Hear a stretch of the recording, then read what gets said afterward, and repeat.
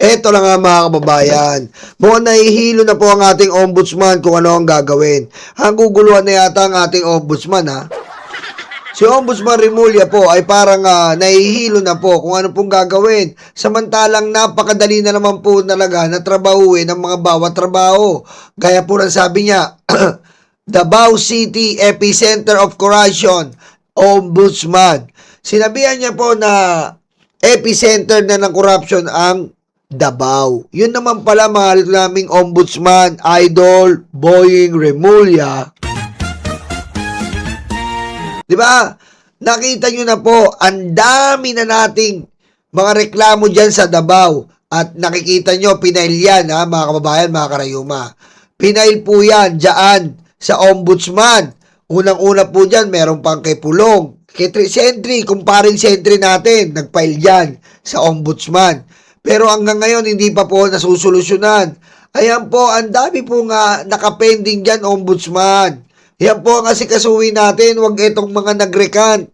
Itong mga nagrekant kasi ay obvious na binayaran. Diba? Kaya nga, nung nagtatrabaho tayo, natatandaan ko po, nung nagtatrabaho ako sa fast food. Ano po ba ang motto sa fast food? Pipo. Ha? Pipo. Alam niyo po ba yung pipo sa fast food? Kapag nagtatrabaho ka po sa fast food, ang unang briefing sa iyo, wag mong kalimutan mag-pipo. Sino nagtrabaho sa fast food dyan? Paring Romy, shout out. Jovi. Sino nagtrabaho sa fast food? Benji Alberto, good morning. Shout out kay Mami Shelo, tsaka kay Daddy Nestor, shout out po, Mami. Ayan, sino? Hindi nyo alam yung pipo? Yan, ang galing ni Red Cano sa first in, first out. RG the Felix. Shout out. Ayan po, RVP. Burger Machine here, sabi ni Sara Maldita. Diba? First in, first out. So, ombudsman, pinail po yan ni kumparing Trillanes about kay Pulong, about sa Davao ng korupsyon. Ang dami pong pinail about Davao. Pero ano po, wala pa rin po mga kababayan. Meron pa dyan chicken lomi to go. Aray ko. Wala pa rin po. First in, first out sana mahal nating ombudsman. Ha?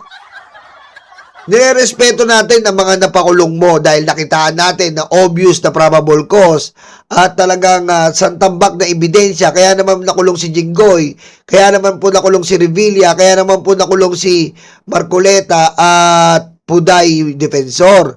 George Tapia, shout out. Kaso, pagalawin din natin itong epicenter ika nga na Davao City dahil dyan po ang 51 billion. Diba? Kaya nga may kanta tayong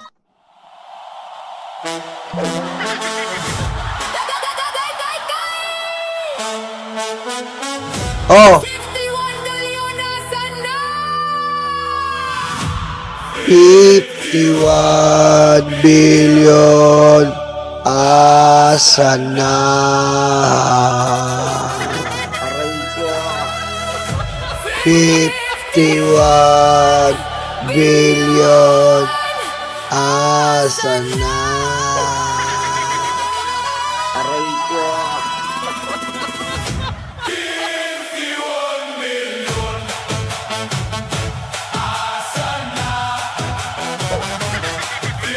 Diba, ombudsman? Yun ang unahin natin. Jordan, shout out Jordan, Team MR. Gonzalo Verano, shout out sa inyo. Mga late, Layas! Aray ko. Sheila, Orlando, Nora, Layas! Doon kayo kay Christian Isguera, namangmang inutil, talipandas! Diba? Darling June, Arwin Locre, Layas!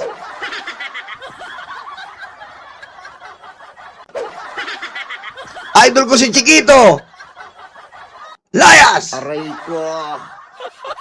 Di ba mga kababayan? Mga kababayan, ang dami pong first in, first out tayo. Ang daming nandyan sa ombudsman. Ang daming kailangang pagalawin. Pero ang pangit po natitignan natin ng ombudsman na gumagalaw lang ay itong pagre-recant ni Gutesa, pagre-recant ng 18 kargador na 4. Mga kababayan, ika nga ng sabi nila, si Nyolo at ang mga PBBM vlogger at ang banggador ay tuta ng administrasyon. Aray ko. Mabel Noguera, ang ganda ng mga kanta mo, I love it. Huwag kang lumayas, dito ka lang sa tabi ko. Thank you, Mabel. Dito ka sa tabi ko. Sila lang ang lalayas. Aray ko. Napaka walang yabayas. Bayas ang puti ko. Di ba? Yun po yun, ombudsman. Ang sinasabi po natin, sabi nila, tuta daw po ang Bengador. Tuta daw po si Nyolo. Kita nyo, ayan, binabanata namin yung ombudsman. Oh. Binabanata namin yung ombudsman. Walang tuta to dito. Ang tanging may tuta ay si kay tuta tayo. Diba? Aray ko. Yan po ang tanging may tuta, si Susan. Kay Susan tayo. Oh. Kaya po mga kababayan, yan po yung inaano natin. Na dapat po tayo ay mag-focus, ombudsman. Focus tayo, ha? Pati yung kapatid mo, mag-focus sa press con. Ay, Aray ko. oh. Oh, Mabel, oh. Nag-ano pa siya, membership, oh. Salamat. Dito ka lang sa tabi ko. Papalayasin natin sila. Thank you, Mabel. Maganda yung buhok mo, ah. Ano yan? Dora Cat? Aray ko. Diba? Yung kapatid pa, isa pa yan. Oh, nasa na si Saldi ko? Asa na si Bato? Yan po yung mga ano natin. Sasabihin, ganyan ba yung tuta? Binabanatan yung gabinete? Hindi po tayo ganun. Eh, nakikita natin eh. Naiinip tayo. Oh. Diba? Diba? Oh. Yun po yun. Ang dami po natin aasikasuhin. Ilabas muna natin yung mga luma. Bago natin i-pursue yung mga bago. Kaya napagbibintangan tayo na fishing expedition, politicizing. Diba? Ay, pakasawan nyo na si Pulong. Mayabang yan eh. Si Pulong po, isa sa mga bumababoy yan sa mga puday eh. Diba? O, alam sabi ni Pulong, mga kababayan. Boying Rimulya, bago nyo idineklara na Davao City ang epicenter ng flood control corruption noong Duterte administration, baka pwedeng silipin nyo muna ang mismong records ng DPWH. Nang maupo ako bilang congressman ng 1st District ng Davao noong 2019, furnish me a copy of at least completed projects and covering 2022 to 2022. I have my copy. Kung wala kayo, sabihin nyo at papadalan ko kayo. Pare-pareho tayong may binabasang dokumento bago magbitiw ng bibigit na kausyon. Magdanakaw ka, Pulong! Wala kang manuloko dito, Pulong! 51 billion yan, lubugan Davao. Taranta ka! Wala kang manuloko dito, Pulong! Taranta ka, 51 billion yan, lumulubog Davao. Ha? Aray ko. Putek yung sa BGC, wala pang 1 billion. Ang ganda ng flood control. Ikaw, 51 billion, lubog Davao. Tarantanga ka pala eh.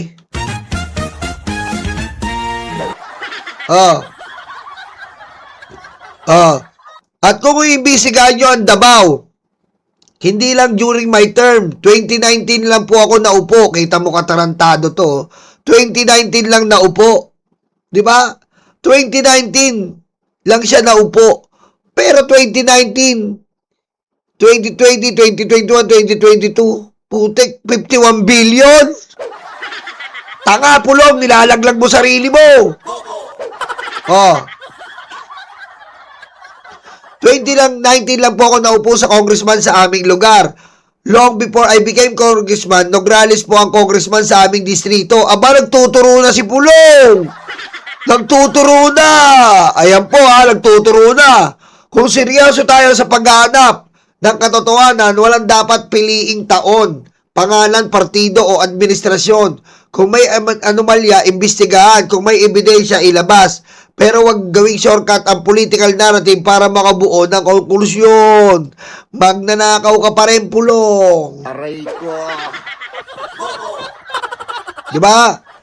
Tingnan mo yung mga barkada mo, Pulong. Puro tsekwa. Puro kayo sindikato, inutil. O ngayon, tingnan nyo po ha. Pakinggan nyo ha. Malaki pa rin ang tiwala ko sa ombudsman. Parang ano to ha. Bilang bantay ng kaban ng bayan. Hindi lang naman kayo ang ombudsman. Naniniwala ako marami pa rin opisyal at empleyado dyan na may malasakit, integridad at konsensya para sa bayan. Wow! Pero siya walang konsensya. Sa mga puday pa lang na iniyot.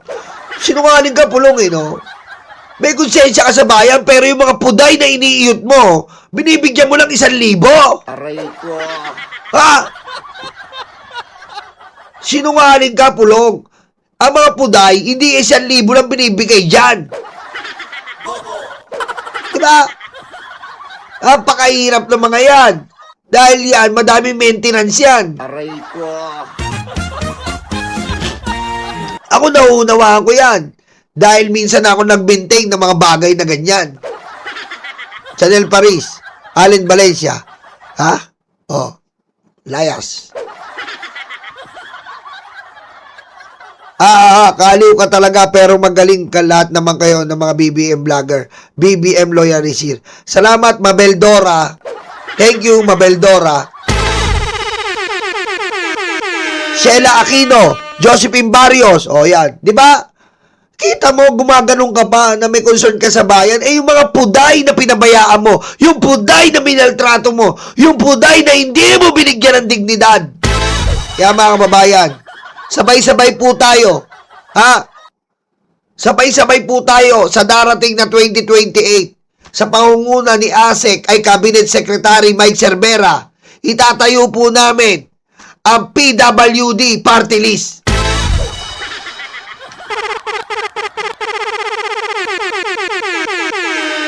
Lace Classic. Sino po ang susuporta? Press 7. Sino ang susuporta sa amin? Magtatayo po kami ng PWD Party List. Ha?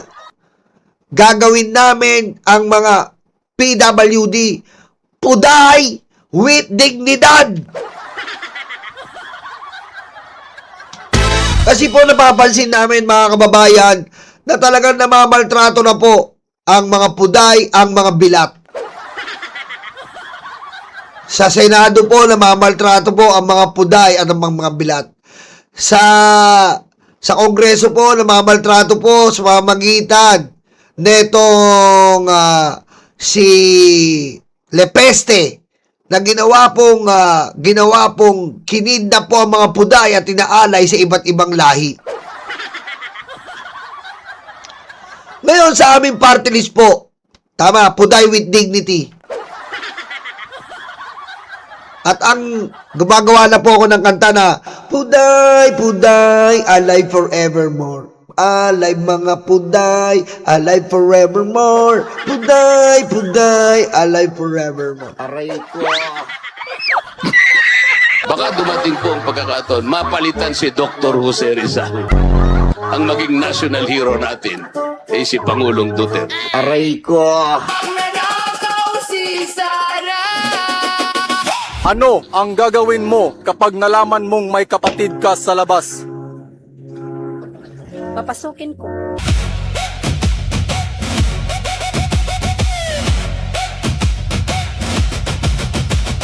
Mga kababayan, kasi ito po mga, nakaka-alarm na po eh. Nakaka-alarma na po eh.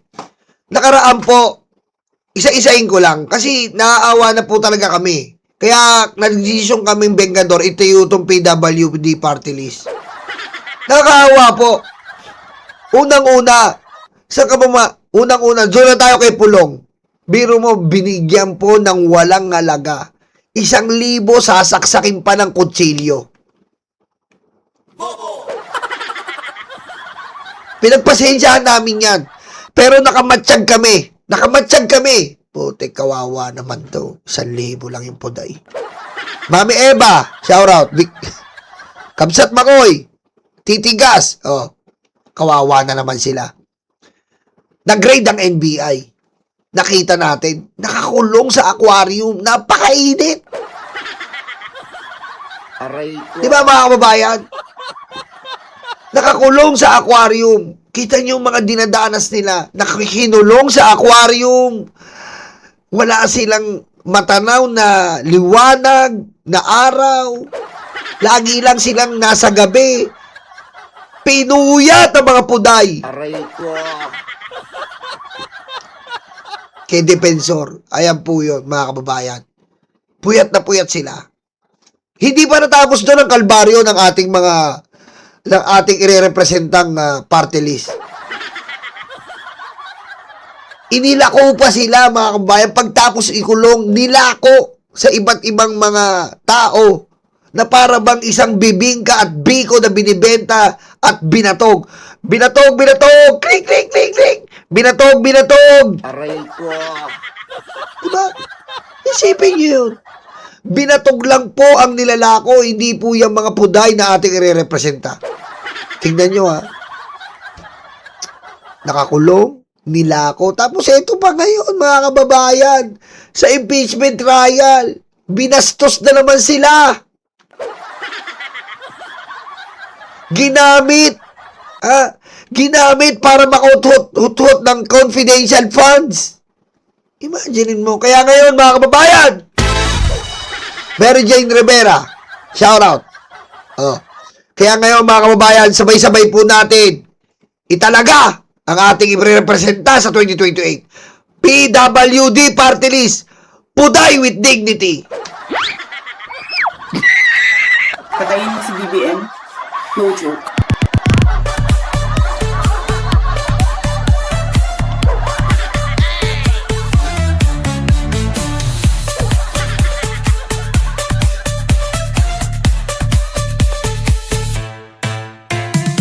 Oy, Success Mindset Hub, shoutout ha.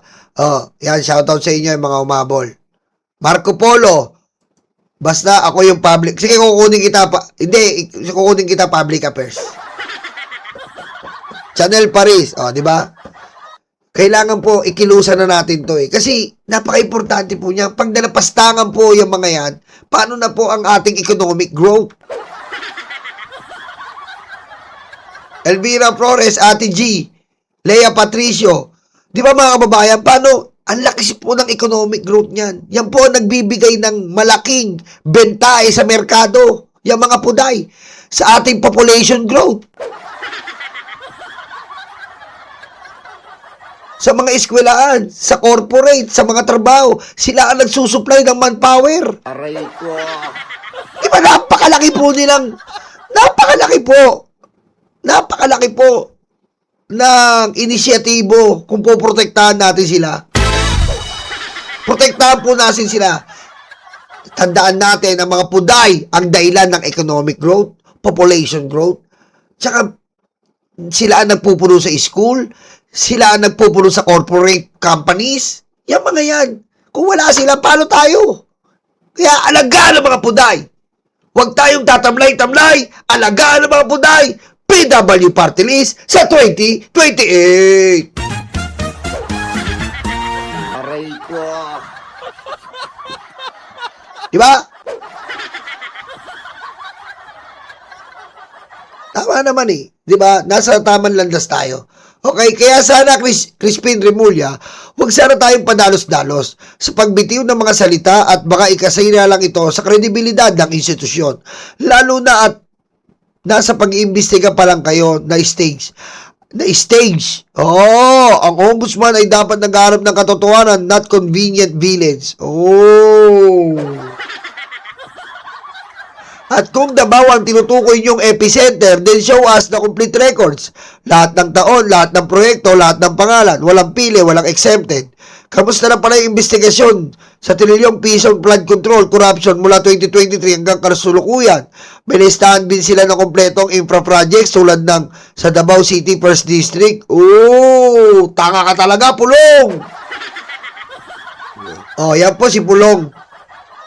Minamind condition pa si Ombudsman. Eh kung totoo lang, Pulong, ikaw talaga'y magnanakaw.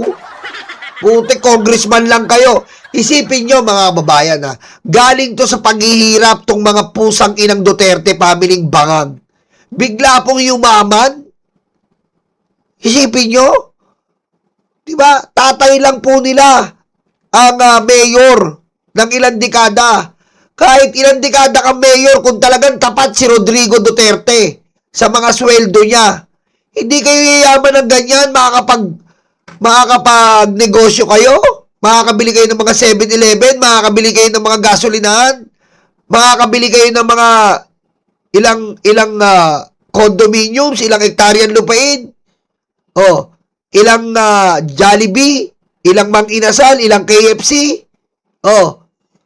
kung talagang tapat niyang tatay nyo at hindi namiminger na magnanakaw, Aray ko. hindi kayo yayaman ng ganyan, kaso kurakot ang tatay nyo, magnanakaw, katulad nyo. Kaya nga si Sara, hirap na hirap i-depensa kayo, no?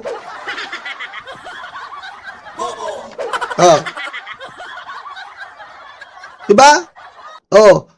Putik, tumulad ka kay, alam mo, ang hindi talaga magnanakaw talaga, na nakikita ko sa history ko, si Flavier po, naging DOH secretary, mahirap.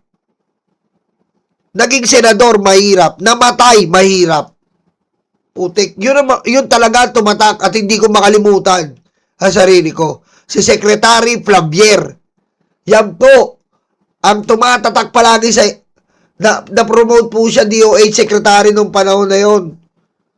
Putik, kita nyo po, hanggang sa namatay, mahirap. Yan po si Secretary Flavier. Sumalangit daw ang iyong kaluluwa. Kasama po ni Mami Irene. Mami Irene, I love you. Diba? I-search nyo po yan, Secretary Flavier. Yan po, mga kababayan, ang isa sa mga napaka-humble Joby at napaka-straight, napakagaling para senador. Diba? Maugulat ka eh. Diba?